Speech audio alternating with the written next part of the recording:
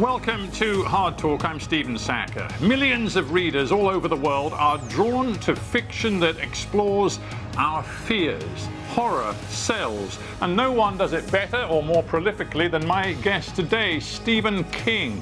He's written more than 60 books, sold close to 400 million copies. He is the master manipulator of dark places and the paranormal. If you're not a reader, you may have seen The Shining, Carrie, Stand By Me, all films based on his stories. He's been writing for half a century. How has our appetite for fear evolved?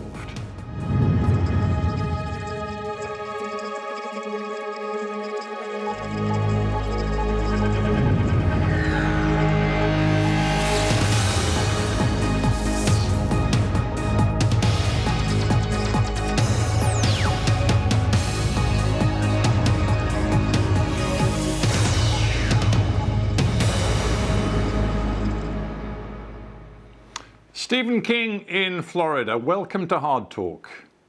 Thank you very much. It's nice to be here. I wish we could do it in person. Me too, but nonetheless, it is a pleasure to see you on my screen. And let me begin by asking you about the threat that we all over the world, in Florida, in the UK, all over the world are living with, and that is COVID-19. Has that invisible threat of the virus in any way dimmed your enthusiasm for writing fiction about dark places? I would have to say actually not, because I've been in quarantine, sheltering in place for part of the time. Things have eased up a little bit, and I've managed to get my 2 vaccinations. Yay me! And I'm not entirely protected yet, and I think that we all have to continue to take precautions. But one of the things that all this solitude and sort of being in one place has done is it freed my imagination. It's a place to go, a place to forget about what's going on in the world and think about anything from vampires to curses to kids who talk to dead people, to any of that stuff. So it's been good for me in a way, and I think you're going to see a great flood of novels from writers who no longer have an excuse not to sit down at their machines. But that is very interesting, that the pervasive anxiety of the society around you certainly hasn't put you off from sort of delving into the macabre, the dark, the difficult and the twisted in your fiction, as you've done for more than 50 years. Yeah. Well, I think that a lot of people enjoy horror stories because it allows them to express their anxieties in ways that don't have anything to do with the real world, if you see what I mean. It gives them a chance to experience emotions maybe that are not allowed in polite society, like aggression, fear, anger. All those things are great. And when you see a monster movie or when you read a scary book, it allows you to sort of test drive those emotions, which is a good thing, I think. I think it's good to get those things out. It's a kind of catharsis. But of course, I would say that. Yeah, you would say that. You're sort of pro scaring people. And I guess you feel that scaring people when they're already scared is a choice, and that many people still make that choice. I think that it's almost like the old time days when people would draw blood. This way it sort of draws anxiety. At least I like to think so. I hope so. There are a lot of psychological reasons to enjoy fiction that's fearful. And in particular, when you deal with some of the supernatural elements or the monsters and that sort of thing, we understand it's not real. Yeah. So we feel that it's safe enough to go there. Whereas when you have something like coronavirus, that's very, very real. And one of the things that interests me is how many books came out right around the time of the coronavirus that dealt with that particular issue. There's a really good one called The End of October, which deals with a pandemic that's eerily like what we're going through now. But that's not the same thing that we're talking about, because that's very, very close to the real anxieties. You wrote your own book about a contagious, highly infectious, dangerous disease, didn't you, back in the late 1970s? Have you revisited that to look at the degree to which you got stuff right about the way in which societies react to that sort of invisible but pervasive health threat? Yes, I revisited it quite a lot, because The Stand is a miniseries over here on TV, and I think that it will eventually show in England if it hasn't already. And it's very eerie to see scenes where people are wearing masks and dumping bodies into mass graves. We saw too much footage over here of refrigerated trucks, particularly at the height of the pandemic in places like Los Angeles and New York, where there was just a backlog of bodies and they were being stored. And that really brought me back to the story that I wrote. You're going to write another virus novel? No, I think not. I think that people have seen enough of that. The interesting thing for me is how novelists are going to deal with the current situation, where everybody is masking up and everybody's trying to maintain social distancing. Let me, at this point, invite you to travel back in time with me, because you've talked about why horror and the genre that you write appeals to readers, because you say it allows them to confront their deepest fears in a controlled environment. But I'm interested in not the reader, but the writer, that is you. And I'm interested in why, as a very young person, even as a kid, you were attracted to the very dark places in your childhood writing, and then as a young man in your 20s, your first book, of course, that was a great success was Carrie, which you know, delved into the paranormal and was pretty dark in its own way. Why? What was it that took you there? Well, you know, a lot of times when I'm doing interviews or when I'm doing appearances where there are questions afterwards, somebody will ask, what were you like as a kid? And the subtext to that question is, what messed you up so badly that you got twisted and you wrote all these horrible stories? Yeah, people want to know whether you are a bit of a sicko, or whether there was something very dark in your childhood that took you in the direction you went. Well, that's very Freudian, and I could tell you, but then I'd have to kill you. I'm just kidding, I think. You know, the thing is, I was born with a big imagination, and as a kid, it made my life uncomfortable in a lot of ways. I was afraid of the dark. I was afraid of noises in the house. I had nightmares. I could imagine all sorts of awful things happening to me. And little by little, I was able to turn that in another direction and harness what had terrified me, what had scared me as a kid, and start to write stories that would scare other people. You know, in a way, this is the best of all possible worlds, because there are people who go to psychiatrists with their fears and they pay them a certain amount of money to get an hour. It's not even a full hour, it's a 50-minute hour. And what I do is I bring these fears out, and people pay me to read them. But, you know, there is no good, clear answer to your question. It's a mystery. But it does intrigue me that you, sorry to interrupt, Stephen, but it does intrigue me that you write a lot about kids who are often quite lonesome, but they do have special powers. They see things, including ghostly and paranormal things, which adults simply cannot see. I've just finished reading your latest crime book, Later, which is all about a kid who has that precise talent, that gift. Did you ever, as a kid, feel you could somehow see things, you had a gift that adults around you simply couldn't understand? Oh yeah, I could see things, and they were very clear, and I wrote them down. And one of the ways that you tell somebody who's intensely creative And as a kid, I was intensely creative, and I still am now, but I have better control over it now than I did as a child. So, the thing is, you grow up and you learn how to harness that. And childhood was vivid for me, and I enjoy revisiting that. And one of the things that I like about it is that kids have a wider perspective, and they're more apt to take into account the paranormal or the strange. I mean, kids believe in Santa Claus. Kids believe in the Tooth Fairy. So it's very easy for them to believe that a house might be haunted. Talking of beliefs, does Stephen King believe in God?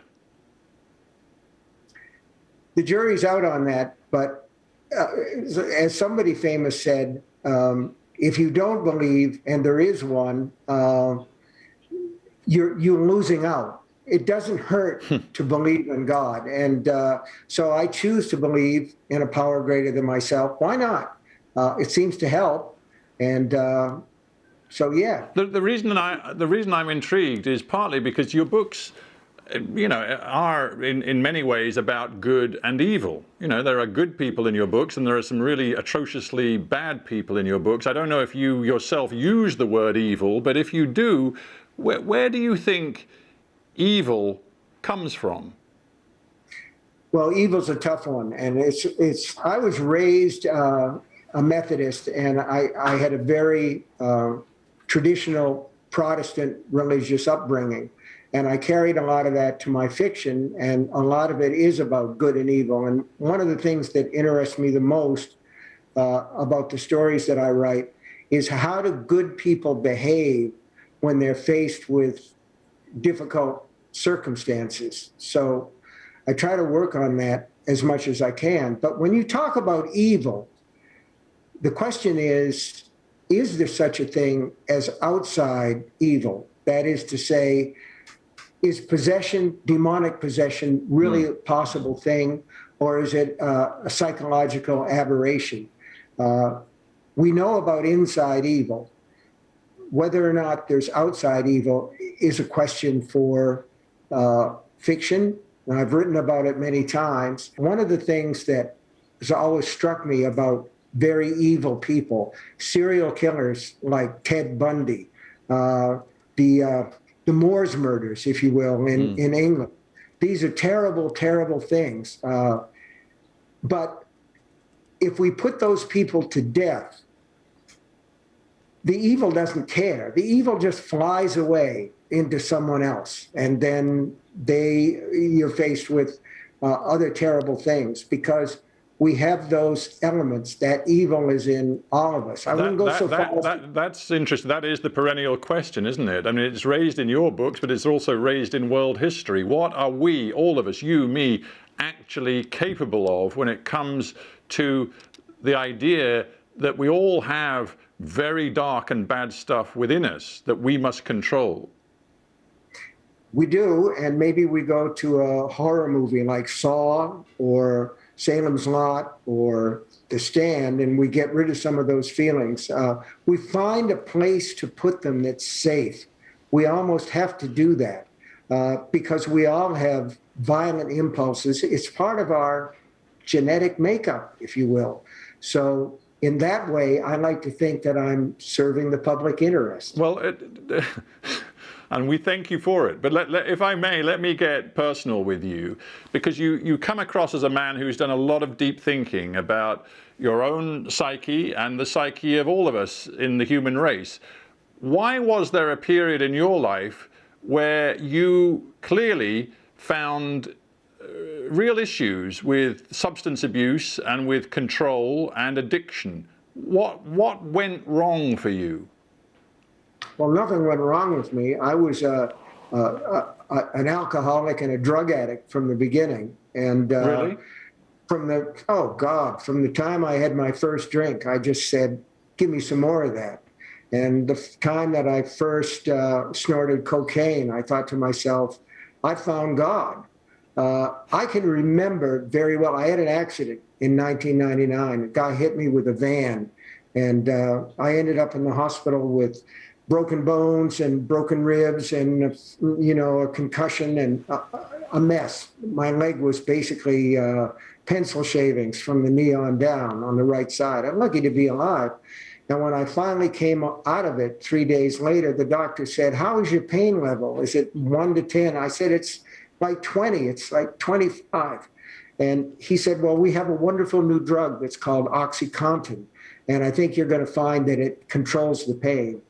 And the first time I took one of those pills, I said to myself, this is my new addiction. And I used that stuff for the next 4 or 5 years. But that's also like imagination. It's something that's hardwired, I think, into the system. It's a disease, and I control it on a day-by-day basis. And I don't drink, I don't use, I haven't for 32 years. So this is a better way to live. But I am still an active alcoholic. There's no doubt about it. Well, I'm not active, but I'm in remission. Yeah. Let me ask you how you feel American culture has evolved over the last half century, because that's the span of your writing career. It strikes me that when you began in the 60s, you were writing in a very different context from the one that we see young people growing up in today. The digital revolution, the impact of the information flows that come with the internet, social media. It's changed culture so profoundly. Do you think it is changing the tastes of what people want to read and what you therefore need to write? Well, it's been a very good thing for creative people, for artistic people. For years, writers, screenwriters, novelists, we were in what you'd call a seller's market. But now, thanks to all the different streaming platforms and to audiobooks and to Kindle books, the books that you read on a screen, everything has exploded so that we're now we're basically in a seller's market. There's all sorts of call for creatives, for people who can write stories and make things up. Basically, it's everywhere. And the question of whether or not it has changed the way that people consume, I would have to say that people are a little more jaded now than they were in the old days. When I started in 1974, you had some very simple things. You had books that were hardcovers. Then they became paperbacks. If you were very, very lucky, they might become a movie. But that was pretty much the end of it right there. And now the choices are very wide. And I think, I'd have to say people are a little bit jaded. But do you think they're jaded in a different sense? A sense that thanks to the phone they have and the laptop and the tablet, they can access the most extraordinary and often horrifying graphic images and graphic stories at the click of a mouse or a button. Do you feel that when you sit in your writing room and conjure up imaginings for a new story, you have to go further in terms of the graphic element, the violence, the horror, the fear-inducing stuff? Do you have to push the envelope further than ever before? No, I don't need to do that, because I'm not interested in horror per se. I'm interested in people and what people do. What I would like for readers, for you, Stephen, to feel when they read one of my books is I would like you to fall in love with the characters and want the best in the world for them. In other words, yes, I'm a horror writer. I won't disagree with that. But what I really want to do is to engage your positive emotions as much as I can, so that when terrible things happen, you don't want to see somebody's head come off. I think that in a way, the Friday the 13th movies were almost like snuff movies. You didn't go to see the campers at Crystal Lake get away. You wanted to see them killed and with arrows and buzzsaws and chainsaws and God knows what. I was in a supermarket down here in Florida, And I came around a corner, and there was a woman coming the other way, and she pointed at me. She said, "I know who you are. You're Stephen King. You write all those horrible things, and that's okay. That's all right. But I like uplifting things, like that movie Shawshank Redemption." And I said, "I wrote that." And she said, "No, you didn't. No, you didn't." But interestingly, when you talk about what really matters to you, that is connecting with characters, generating love from reader to character, you could, Shakespeare would have said that. Charles Dickens, Tolstoy, all of the great writers would say just the same thing. Do you really resent the fact that you get put in this box of the highly commercial thriller guy? You're not really seen as a literary writer, a guy who actually has an enormous, immense gift with words. Does that stick in your throat? I'm too old now for it to stick in my throat, but there was a time when I resented it very much. And there was also a time when I believed, as a younger man, more naive, that there was a way to build a bridge between, let's say, the literary and the popular, that there was a way to actually have both things at the same time.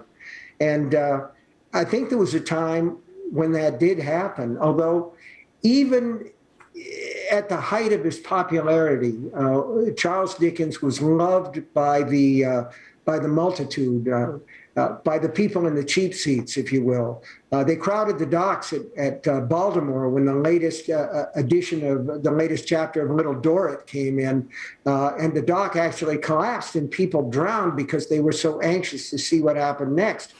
And there were the literary critics of that day felt that that was just below them, because there is this sort of elitist attitude, isn't right. it, at the bottom, that if too many people like it, it really can't be very good.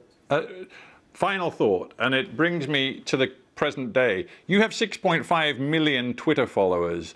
You use your platform often to air your political views, which are, I think it's fair to say, liberal and have been very anti-Trump over the last few years. But it strikes me that Donald Trump has one gift, which is to use fear as an extraordinarily effective political weapon. His famous inauguration speech, January 2017, the one that we sort of call the American Carnage speech, was all about using fear as a means to rally political support. I'm just wondering whether you're interested in that, and whether you, Stephen King, are considering writing a novel about where America is today, weaving politics and fear together. Well, I did, in a way. I wrote a book called The Dead Zone that had a character in it named Greg Stilson, who goes from being a door-to-door Bible salesman to a candidate for president of the United States. And he's a terrible person, and at the same time, he's very much like Donald Trump. And I was so distressed by George Bush's Iraq War, I wrote a book called Under the Dome, and I had a character in that book named Jim Rennie, who is the worst person in charge of a crisis, a disaster situation that you could possibly imagine. And I wasn't thinking about Bush so much as I was thinking about Cheney. You know, everything that I write has a certain subtext, because, man, I think that anybody who writes a long book, they have to be thinking about something other than story. There has to be some concern that has to do with their own life. So I try to keep Twitter, the political stuff on Twitter, but in the books, that subtext is there. Yeah, it's all in there somewhere. Stephen King, it has been a great pleasure having you on Hard Talk. Thank you very much. It's been wonderful. Thank you.